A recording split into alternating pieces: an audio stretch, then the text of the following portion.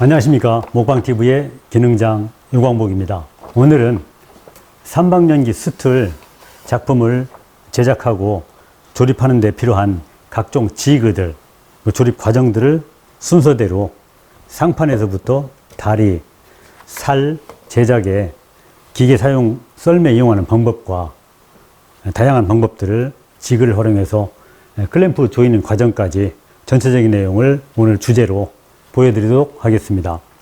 먼저 완성된 제품을 먼저 보여드리기 전에 도면을 먼저 보여드리겠습니다. 여기 도면과 같이 도면은 현재 제가 처음부터 디자인을 했고 특허청에 등록이 되어 있는 그런 디자인 작품으로서 도면은 석장으로 구성이 되어 있습니다.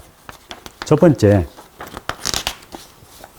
인면도와 평면도로 구성이 되어 있고 부분 디테일 상세도를 표현을 했고요. 그 다음에 두 번째는 다리 부분에 가공 범위를 따로 디테일을 했고 삼방연기 부분에 코너 부분에 접합되는 이 부분에 대한 내용을 도면으로 또 명시를 하였습니다. 그리고 전체적인 투시도 도면을 완성도를 조립된 완성도를 도면으로 표현을 했고요. 그리고 한쪽 편에는 다리 가공을 목선반을 활용해서 다리 가공하는 그 부분 치수를 일부 표기를 했습니다. 그리고 마지막 장에서는 현재 전통 문양의 살 문양을 이와 같이 척에 맞춘 1대1로 도면을 명시해서 직접 먹을 넣고 도면을 보고 먹을 넣어도 되고, 그렇지 않으면은 등분할을 해서 전통 기법에 의한 방법으로 등분할을 한 다음에 살 제작 과정과 똑같이 기계를 활용해서 먹을 넣고 등분할하고 또 촉 가공까지 기계로 하는 그런 방법들을 보여드리도록 하겠습니다. 자, 그럼 완성된 작품을 먼저 보여드리면은 전체적인 사면은 똑같은 형태로 되어 있습니다. 삼방연기 스툴은 사람이 걸터 앉을 의자 높이에 기준을 했고, 스툴이라는 것 자체가 등받이가 없다라는 것을 이제 스툴이라고 합니다. 보통 뭐 체어, 의자 이런 것들은 등 받침대가 있고 손잡이가 있고 어딘가 이제 의지할 그런 부분이 있으면은 의자 또는 체어라고 하고, 나머지 사각형이 됐든 원형이 됐든 사람이 앉을 수 있는 형태이면서 등받이가 없이 이러한 형태들을 모양에 상관없이 보통 스툴이라고 표현을 많이 합니다.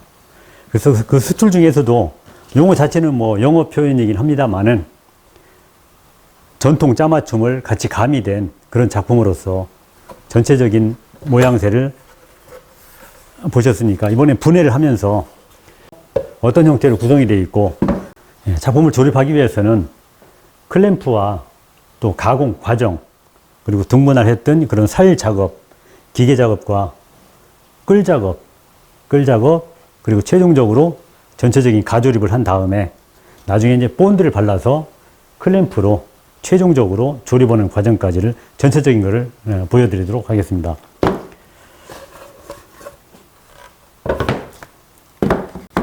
자, 살 작업하고 이런 과정들을 하나하나 다시 분해를 해서 따로따로, 자, 요대로 펼쳐 놓으면은 나중에 따로따로 방향에 맞춰서 이렇게 펼쳐 놓고, 자, 이런 형태로 열어 놓고, 그런 다음에 이제 본드를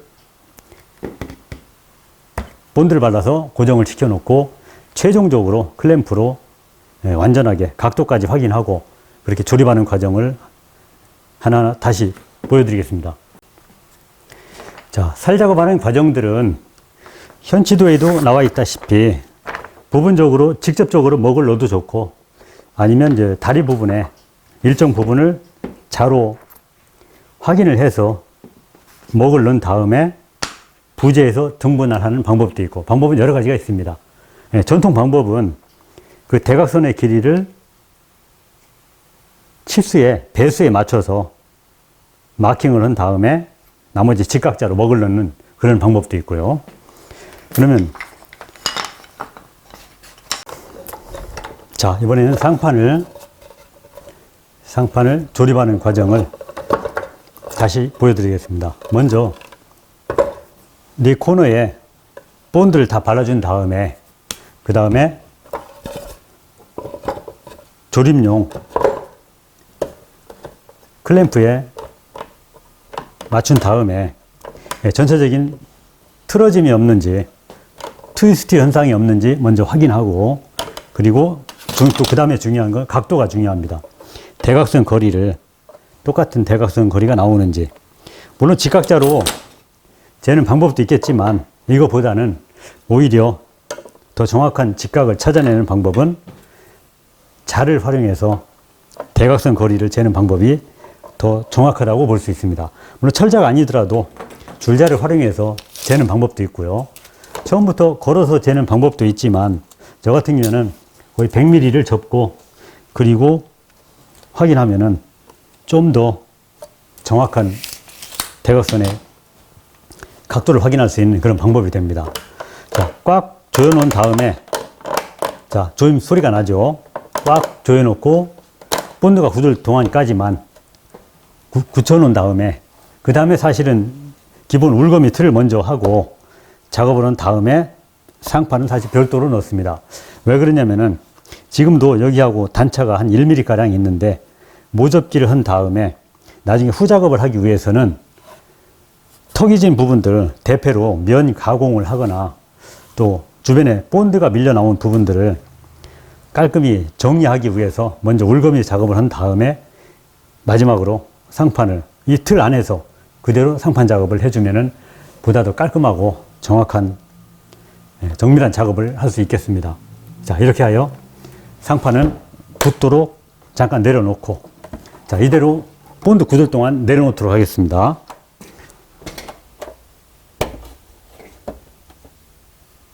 자, 그 다음에는 이번에 살 작업하는 과정을 또 기계로 어떻게 하는지, 또 먹을 넣을 때는 어떤 방법으로 해서 먹을 넣는지 그 과정도 한번 보여드리도록 하겠습니다. 자, 부재를 치수를 맞춘 다음에 테이프로 가공이 되지 않는 범위를 테이프로 감아서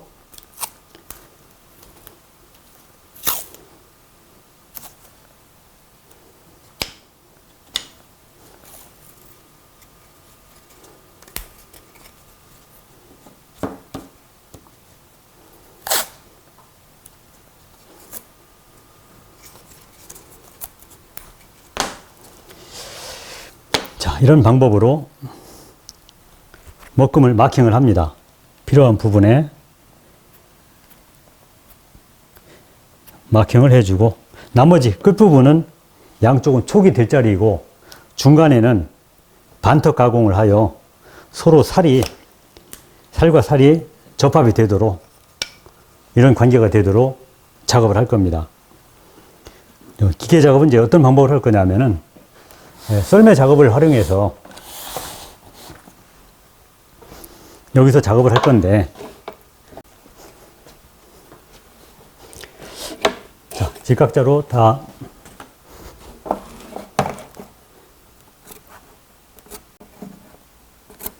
목놓기가 다 끝나면은 나머지 끝부분은 15mm인데 이 부분은 10mm를 놔두고 5mm 턱을 따낼 거고요. 양쪽은 똑같습니다. 그 다음에 중간 부분은 2분의 1까지 중심선에서 연필금 약간 더 먹도록 그 작업을 기계를 활용해서, 여기서 썰매를 활용해서 이런 작업으로 반복적으로 작업을 계속 해줄 거고요. 물론 여기도 마찬가지죠. 이쪽도 마찬가지 썰매 작업을 하고, 또 다음 부분까지 썰매 작업하고, 그리고 마지막까지 작업을 한 다음에 이쪽은 톱날을 더 올리고 내리고 올렸다 내렸다 하면서 톱날 높이로 조절을 하기도 하고, 그렇게 해서 촉이 만들어지는 과정을 이러한 지그를 활용해서 살 작업, 물론 이런 작업이나 이런 살 작업, 뭐 전통에 관련된 그런 살 작업들은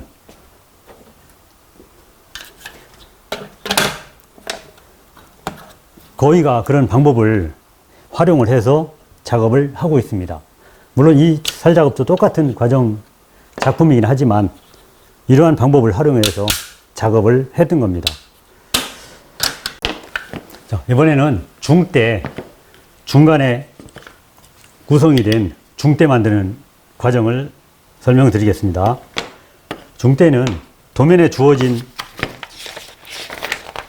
치수를 보게 되면은 처음에 평면도에 보면 치수가 두 가지가 나와 있습니다.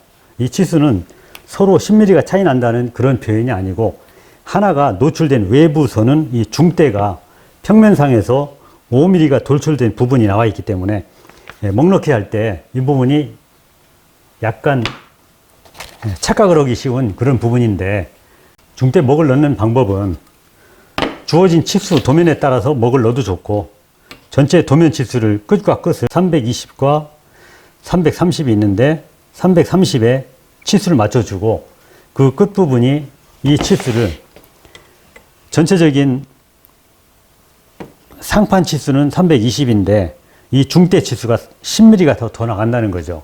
그렇기 때문에 지금도 치수로 확인되는 바와 같이 330이 이 치수가 되는 거고, 그리고 평면상에서 내려다 보이는데 여기서 5mm가, 돌출된 5mm가 도면에 표시된 한쪽 면의 치수라고 보시면 되겠습니다. 자, 여기까지는 330이고 이 부분까지는 320이고, 그러면서도 정사각형으로 구성된 그런 형태를 유지한다고 보면 되겠습니다.